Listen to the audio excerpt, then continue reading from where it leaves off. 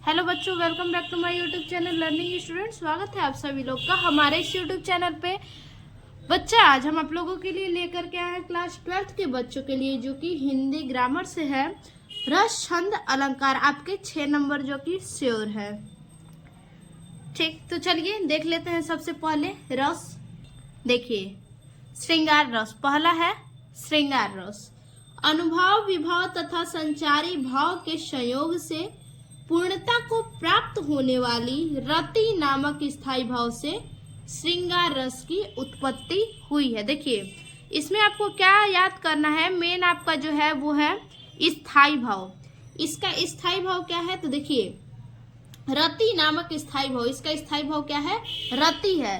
श्रृंगार रस का स्थायी भाव रति होगा, इसको आप याद रखिएगा। बाकी ये जो परिभाषा है ये आप सभी रस में लगा के बोल सकते हैं। अनुभव, विभाव तथा संचारी भाव के संयोग से पूर्णता को प्राप्त होने वाली रति नामक स्थायी भाव से श्रृंगार रस की उत्पत्ति हुई है। अब इसका उदाहरण देख लेते हैं। देखिए, मेरे तो गिरधर गोपाल, मेरे तो गिरधर गोपाल दूसरो न कोई, जाके सिर मोर मुकुट मेरा पति सोई। ये हमारा उदाहरण है। अब दूसरा उदाहरण देखिए। देखिए, दूसरा उदाहरण है बतरस लालच लाल की, बतरस लालच लाल की मुरली धरी लुकाए, सोह करे मोहनी हंसे दैन कहे नती जाए। ये हमारा दूसरा उदाहरण है। तो आप इनमें से जो आपको सुविधा लगे वो याद कर सकते हैं। अब दूसरा श्रृंगार, अब दूसरा रस कौन सा है, देखिए अब है करुण रस। करुण रस क्या है, अनुभव, विभाव तथा संचारी भाव के संयोग से पूर्णता को प्राप्त होने वाली शोक नामक स्थायी भाव। देखिए यहाँ पे कौन सा स्थायी भाव है, करुण रस के लिए शोक नामक स्थायी भाव। यहाँ पे हमने लिखा है शोक नामक स्थायी भाव, तो करुण रस के लिए आप शोक नामक स्थायी भाव लगाएंगे। शोक नामक स्थायी भाव से करुण रस की उत्पत्ति हुई है। ये हमारा परिभाषा हो गया। अब उदाहरण देखिए। उदाहरण है, हे खग मृग हे मधुकर श्रेणी, तुम देखी सीता मृग नैनी। यहाँ पे कौन, राम जी जो है कि वन में क्या चीज, पशु पक्षियों से पूछ रहे हैं। खग मतलब पक्षी होता है और मृग मतलब पशु होते हैं। तो पशु पक्षियों से राम जी पूछ रहे हैं कि हे खग मृग हे मधुकर श्रेणी, क्या आपने सीता को देखा है, तुम देखी सीता मृग नैनी। तो क्या कर रहे हैं, वो सीता जी की खोज में है और पशु पक्षियों से पूछ रहे हैं। अब दूसरा देखिए, ऐ मेरे दोस्त लौट के आजा, तेरे बिन जिंदगी अधूरी है। एक दोस्त है जो दूसरे दोस्त के लिए कह रहा है कि ऐ मेरे दोस्त लौट कर आजा, तेरे बिन जिंदगी जो है अधूरी है।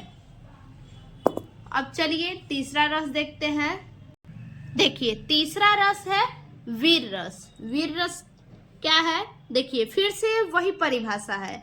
अनुभव, विभाव तथा संचारी भाव के संयोग से पूर्णता को प्राप्त होने वाली उत्साह नामक स्थायी भाव से वीर रस की उत्पत्ति हुई है। तो इसका स्थायी भाव क्या है, देखिए उत्साह नामक स्थायी भाव। वीर रस का स्थायी भाव क्या होगा, उत्साह नामक स्थायी भाव होगा। अब चलिए इसका उदाहरण देखते हैं। देखिए उदाहरण, बुंदेले हर बोलो के मुख हमने सुनी कहानी थी, बुंदेले हर बोलो के मुख हमने सुनी कहानी थी, खूब लड़ी मर्दानी वह तो झांसी वाली रानी थी। यानी यहाँ पे क्या है, झांसी की रानी का क्या है, वीरता का, यहाँ पे वीरता का प्रदर्शन किया गया है, उनकी वीरता को प्रस्तुत किया गया है। अब दूसरा देखिए। देखिए दूसरा है, मैं सत्य कहता हूं सखे, एक सखा है जो अपने दूसरे मित्र से, दूसरे सखे से कह रहा है, मैं सत्य कहता हूँ सखे, सुकुमार मत जानो, मुझे यमराज से भी युद्ध को प्रस्तुत सदा मानो। ये हमारा दोनों एग्जाम्पल हो गया। तो ये हमारा तीनों रस जो है कि यही तीनों एग्जाम के लिए इम्पोर्टेंट है, इसको आप पढ़ लीजिएगा। अब चलते हैं अलंकार। देखिए पहला है अनुप्रास अलंकार। अनुप्रास अलंकार क्या है? जहां एक ही वर्ण की आवृत्ति बार बार हो। क्या हो? एक ही वर्ण की आवृत्ति। देखिए यहाँ पे ध्यान दीजिए, क्या बोल रहा है? वर्ण बोल रहा है, ना कि शब्द बोल रहा है। यहाँ पे मिस्टेक हो जाते हैं कुछ बच्चे, तो इसलिए ध्यान दीजिएगा, यहाँ पे वर्ण है। जहां एक ही वर्ण की आवृत्ति बार बार हो वहां अनुप्रास अलंकार होता है। ठीक, एक ही वर्ण बार बार आए वहां पे अनुप्रास अलंकार होता है। देखिए तरनी तनुजा तट तमाल तरुवर बहुत छाए। यहाँ पे देखिए तो वर्ण जो है कि बार बार आया है। तरनी में तो है, फिर तनुजा में भी तो है, तट में तो है, तमाल में तो है, तरुवर में तो है, यानी सब में क्या आया है? तो आया है। इसलिए क्या कह रहा है कि एक ही वर्ण, देखिए एक ही वर्ण है ना जो कि बार बार आया है, शब्द नहीं है। शब्द लेंगे तो ये पूरा हो जाएगा, जैसे तरनी, ये पूरा शब्द हो जाएगा। इसीलिए यहाँ पे कह रहा है वर्ण, एक ही वर्ण की आवृत्ति बार बार हो वहां अनुप्रास अलंकार होता है। तरनी तनुजा तट तमाल तरुवर बहु छाए। अब दूसरा उदाहरण, रघुपति राघव राजा राम। ठीक, रघुपति में र है, राघव में र है, राजा में र है, राम में र है, यानी सब में क्या है? पहला वर्ण जो है कि र है। तो ये भी क्या हो जाएगा हमारा? ये भी हमारा जो है कि अनुप्रास अलंकार हो जाएगा। अब चलिए अगला अलंकार देखते हैं। देखिए अगला जो है कि वो है यमक अलंकार। इसको भी देख लेते हैं।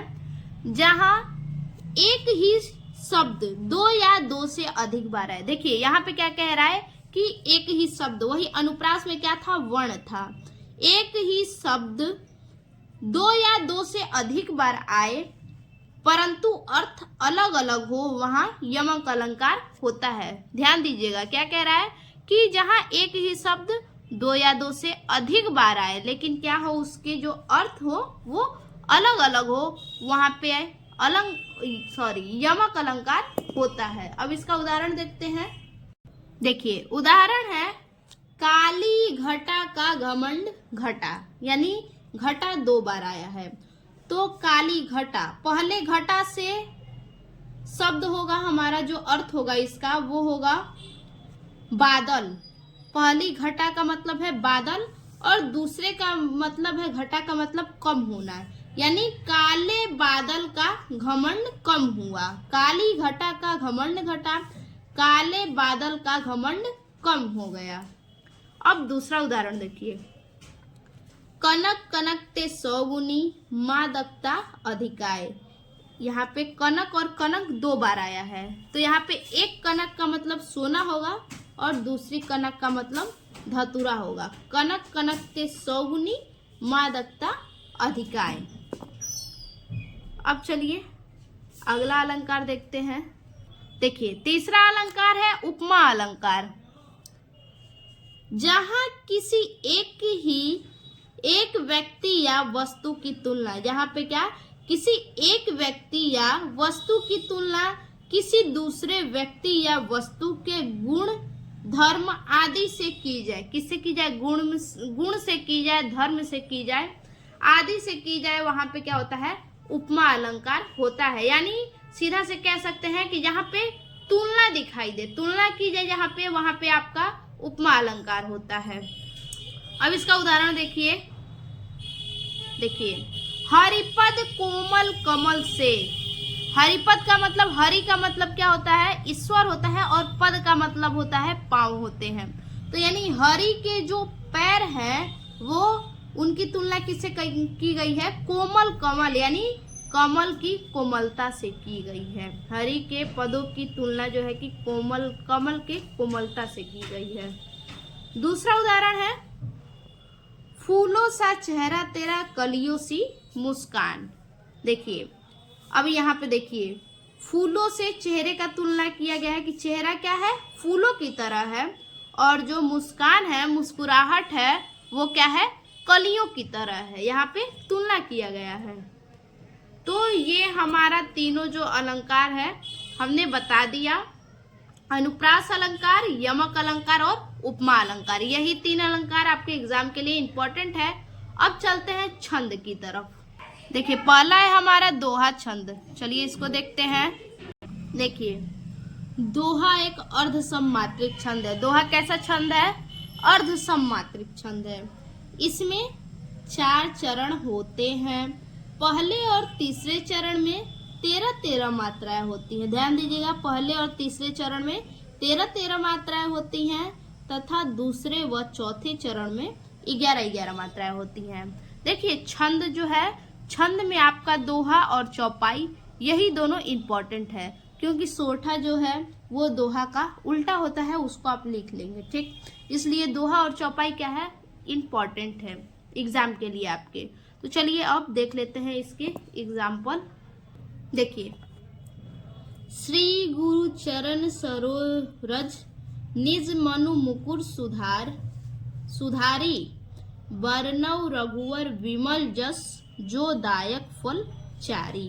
अब देखिए इसका मात्रा देखिए, यहाँ पे श्री पे 2 मात्रा है, गुरु पे 1-1 मात्रा है, चरण पे भी 1-1 मात्रा है, और सरोज पे भी क्या है, सौ पे 1 है, रो पे 2 है और ज पे 1 है। उसी तरह रज पे 1-1 मात्रा है। यानी देखिए 2, 3, 4, 5, 6, 7, 8 और 2 10, 11, 12, 13। यानी पहले चरण में 13 मात्राएं हैं।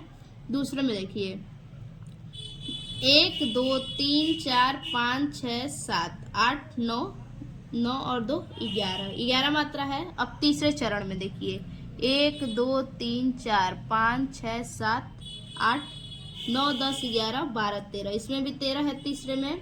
चौथे में 2, 2, 4, 2, 6, 6, 2, 8, 8, 2, 10 और 1 ये 11 मात्राएं हैं। तो आप मात्रा को ध्यान दे करके क्या है, मात्रा लगाइएगा कि बड़ी पे मात्रा क्या होगा, छोटी पे क्या होगा, ठीक। अब चलते हैं चौपाई की तरफ। देखिए चौपाई छंद, यह सममात्रिक छंद है। चौपाई जो है वो क्या है, सममात्रिक छंद है। इसमें 4 चरण होते हैं। प्रत्येक चरण में 16-16 मात्राएं होती हैं। अंत में 2 गुरु होते हैं, ठीक। इसको ध्यान दीजिएगा, क्या होती हैं, 4 चरण और प्रत्येक में 16-16 मात्राएं होती हैं। अंत में 2 गुरु होते हैं। देखिए अब उदाहरण, हनुमान ज्ञान गुण सागर, जय कपीस तिहु लोक उजागर, रामदूत अतुलित बलधामा, अंजनी पुत्र पवन सुतनामा। देखिए 1, 2, 3, 4, 5, 6, 7, 9, 10, 11, 12, 13, 14, 2, 16। 16 मात्रा पहले में। दूसरे में देखिए 2, 2, 4, 2, 6, 2, 8, 2, 10, 11, 12, 12, 2, 14, 15, 16। 16 मात्रा। 2, 3, 5, 2, 7, 2, 9, 1, 10, 11, 12, 14, 16। 16 मात्रा तीसरे चरण में भी। चौथे में 2, 3, 2, 5, 6, 7, 8, 9, 10, 11, 12, 12, 2, 14, 14, 2, 16, ठीक। तो आज के लिए बस इतना ही। फिर से मिलते हैं एक और नए वीडियो में। तब तक के लिए धन्यवाद।